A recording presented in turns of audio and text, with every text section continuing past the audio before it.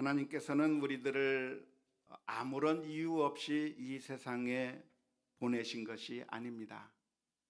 하나님께서 우리를 이 세상에 보내신 데에는 특별한 이유가 있는 것이죠. 제 아내가 무엇인가를 열심히 하면 보면 제가 볼 때는 무슨 일을 하고 있는가 잘 이해가 되지 않기는 하지만 조금 뒤에 보면 그 일을 하는 이유가 있었어요. 뭔가를 만들고 있었습니다. 맛있는 음식을 만들기도 하든지 아니면 생활에 필요한 것을 만들기도 하든지 그 모든 일을 할 때는 어떤 목적을 가지고서 하는 것과 마찬가지로 하나님께서 이 세상에 우리를 보내어 주신 것은 아무 이유 없이 그냥 보낸 것이 아닌 것이죠. 우리 모두에게는 하나님께서 주신 사명이 있습니다. 그 사명이 무엇일까요? 하나님께서 내게 주신 사명, 다른 사람이 아니라 바로 나를 위해서 주신 하나님의 하나님께서 주신 사명이 무엇일까요? 그것은 사람마다 다릅니다. 그때그때 처한 상황에 따라서 다르게 될 것입니다. 그래서 우리는 살아가면서 과연 하나님께서는 나를 왜 만드셨을까? 하나님께서는 왜 나를 이곳에 보내셨을까? 하나님께서는 왜 나에게 이런 상황에 처하게 만드셨을까? 하나님께서는 왜 이 사람을 만나게 해주셨을까? 하나님께서는 왜 이 자녀를 내게 맡기셨을까? 하나님께서는 왜 이 남편을 나에게 맡기셨을까? 하나님께서는 왜 이 아내와 살아가도록 만들어 주셨을까?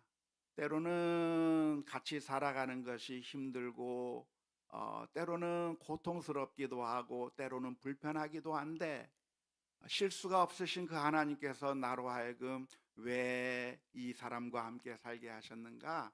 항상 우리가 질문을 던지면서 하나님의 뜻이 무엇인지를 발견하는 자세가 필요할 겁니다. 우리가 직업을 가지고 있다고 한다면 하나님께서는 왜 나로 하여금 이런 직업을 가지게 하셨을까? 하나님께서는 왜 나에게 이런 재능을 주셨을까? 하나님께서는 왜 이것을 나에게 안 주셨을까? 항상 우리가 묵상하면서 하나님께서 내게 주신 사명이 무엇인지 늘 발견할 필요가 있습니다. 그렇지 않고 1달란트 받은 종처럼 한 달란트 받은 종처럼 사명을 망각해버리고 하나님께서 내게 주신 사명이 있음에도 불구하고 그것을 외면하며 나 몰라라 하면서 살아가는 것은 바른 생활의 태도가 아닐 거라고 믿습니다. 이제 한 해를 마무리하면서 우리는 한번 질문을 던져 보아야 할 것입니다. 과연 2024년도에 1년을 살아오면서 나는 이러한 사명에 충실하며 살아왔는지, 잘하였도다 착하고 신실한 종아, 주님께서 칭찬하실 만큼 그 사역에 충실했는지 우리 자신의 삶을 오늘 이 저녁 시간에 점검해 볼 필요가 있습니다. 뿐만 아니라 2025년을 맞이하면서 내가 이 사명을 어떻게 하면 잘 감당할 수 있을까? 하나님께서 내게 주신 이 사명을 어떻게 잘 수행할 수 있을까 고민할 필요가 있을 것입니다. 오늘 우리는 빌립보서 3장 13절 14절의 말씀을 읽었는데요. 이 말씀을 통해서 거기에 대한 대답을 찾아보려고 합니다. 먼저 우리가 기억할 것이 있다고 한다면 뒤에 있는 것은 잊어버려야 합니다. 빌립보서 3장 13절 말씀에 이렇게 기록되어 있습니다. 형제들아, 나는 아직 내가 잡은 줄로 여기지 아니하고 오직 한 일, 즉 뒤에 있는 것은 잊어버리고 앞에 있는 것을 잡으려 한다고 말씀하고 계십니다. 여기서 말하고 있는 뒤에 있는 것이 무엇이겠습니까? 뒤에 있는 것이 무엇을 의미하는 것이죠? 잘한 일일까요? 못한 일일까요? 둘 다입니다. 과거의 실패가 우리로 하여금 앞으로 잘 나아가는데 장애물이 될 수가 있겠고요. 과거에 있었던 성공이 오히려 우리들에게 장애물이 될 수도 있는 것이죠. 나 자신의 과거, 다른 사람의 과거, 즉 예전에 했던 그 모든 것들이 그것이 성공한 것이든 실패한 것이든 그것이 어떤 것이든지 간에 우리는 잊어버려야 합니다. 복음이라고 하는 것은 무엇입니까? 복음은 세리와 죄인과 같은 사람도 받아주고 용납하는 거예요. 세리처럼 그 악랄한 사람도, 창기처럼 더러운 삶을 살았던 그 사람들의 과거들도 모든 것을 다 용서하며 주님의 마음으로 따뜻한 사랑으로 품는 것이 복음이라 할 수 있을 것입니다. 우리가 살아가면서 실수하는 것들이 많아요. 잘못하는 게 많습니다. 그러한 것을 계속 기억하면서 우리가 그 과거라고 하는 감옥 속에 갇혀 있게 된다고 한다면 우리의 미래는 우울해질 수밖에 없습니다. 우리 자신을 그 과거의 감옥으로부터 탈출시켜서 해방시켜서 우리가 그 과거의 감옥에서부터 빠져나와야 우리가 새로운 인생을 살아갈 수가 있는 것이죠. 왜 우리는 과거를 잊어야 합니까? 그것은 바로 예수님께서 우리들의 과거도 잊으셨기 때문입니다. 우리가 하나님의 뜻대로 살지 못하고 우리가 하나님과 원수되었지만 하나님께서는 우리를 용서해 주셨어요. 하나님께서는 우리를 용서해 주실 뿐만 아니라 피를 흘려 주시면서 목숨을 우리 위해 내어 주신 그 놀라운 하나님의 사랑을 우리가 받았기에 우리도 주님의 그 놀라운 사랑을 받았기 때문에 다른 사람의 과거든 나의 과거든 잘한 것이든 못한 것이든 성공한 것이든 실패한 것이든 과거에 대해서 다 잊어버리고 새로운 한 해를 맞이할 수 있는 우리 모두가 다 될 수 있기를 주님의 이름으로 축원합니다. 14절 말씀에서는 이렇게 표현하고 있습니다. 표대를 향하여 그리스도 예수 안에서 하나님이 위에서 부르신 부름의 상을 위하여 달려가노라.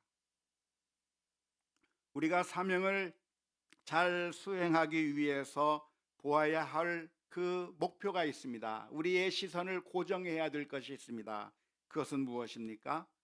목표를 향해서 표대를 향해서 우리의 시선을 고정해야 하는 것이고 뿐만 아니라 하나님께서 우리를 부르신 그 부름의 상에 우리의 시선을 고정해야 할 것입니다.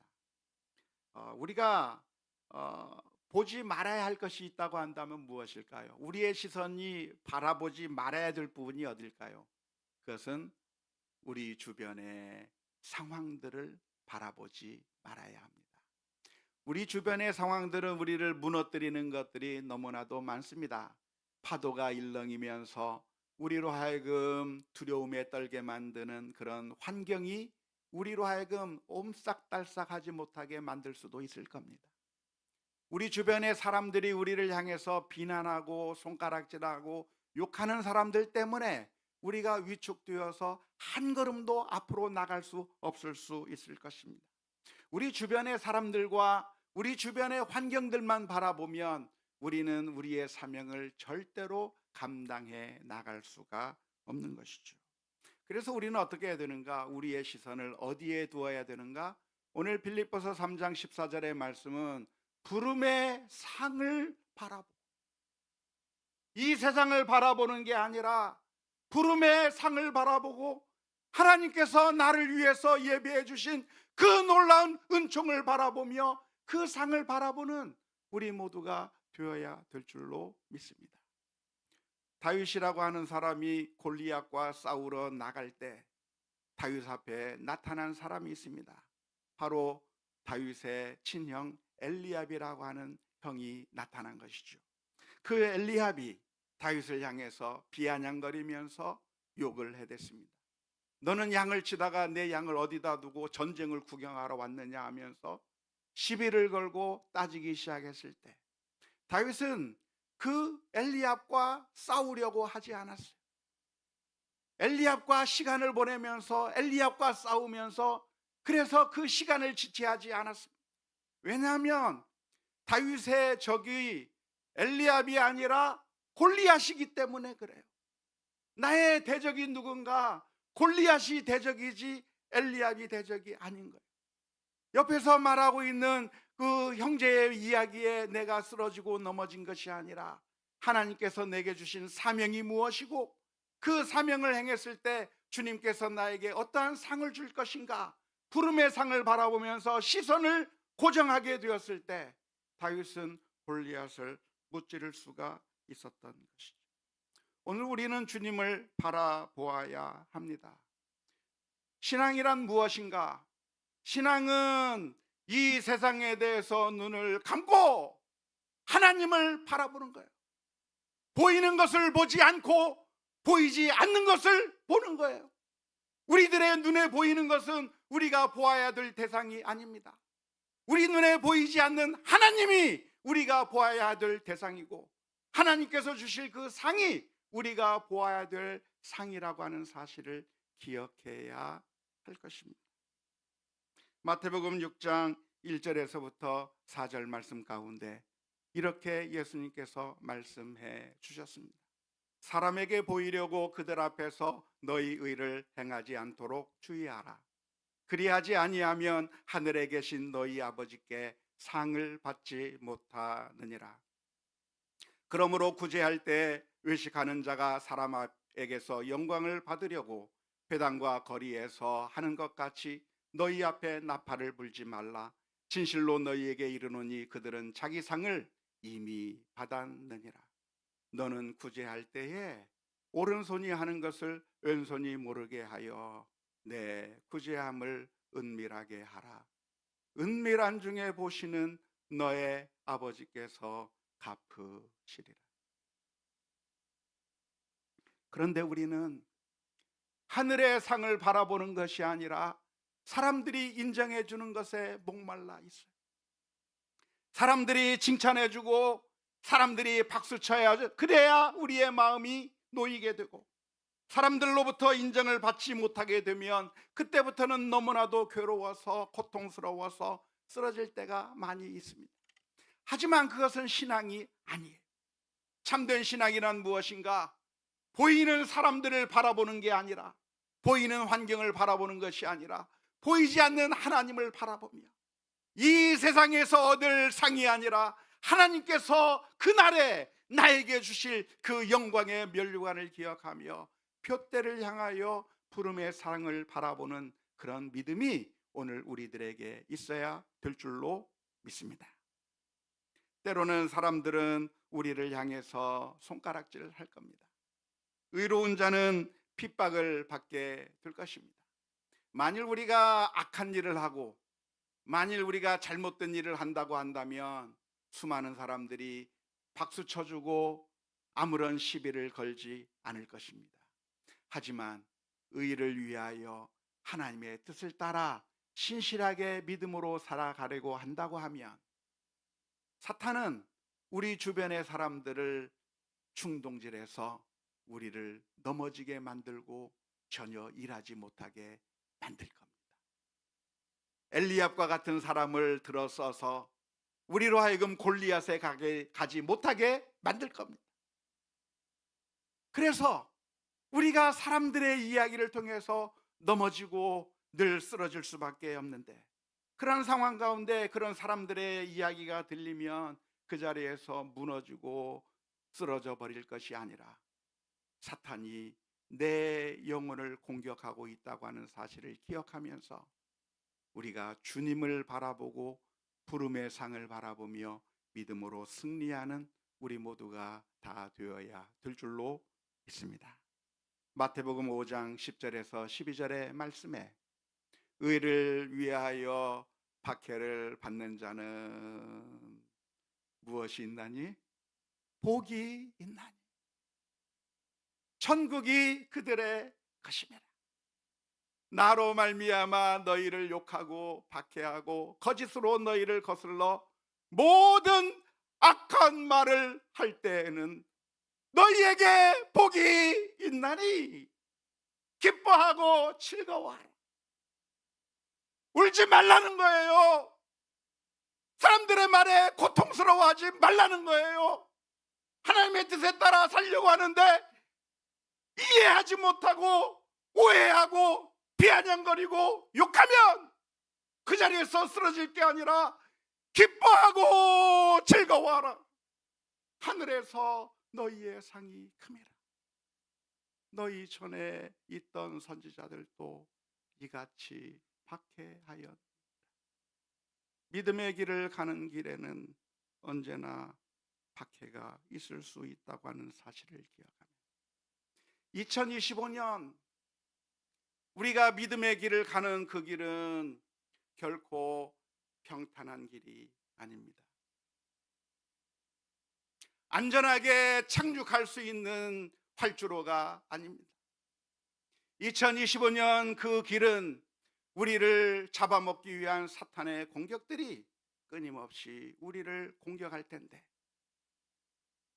나를 가장 이해해 줄 줄을 기대했던 사람들로부터, 나랑 가장 가까이 있던 사람들로부터, 나와 같이 떡을 먹던 그 사람들이 우리를 배신하는 경험도 하게 될 것입니다. 하지만 그 순간에 좌절하고 무너지고 포기할 게 아니라 기뻐하고 즐거워하라. 2025년 더욱더 기뻐하고 즐거워하는 우리 모두가 다 될 수 있기를 주님의 이름으로 축원합니다. 사랑의 주님, 은혜를 진실로 감사합니다.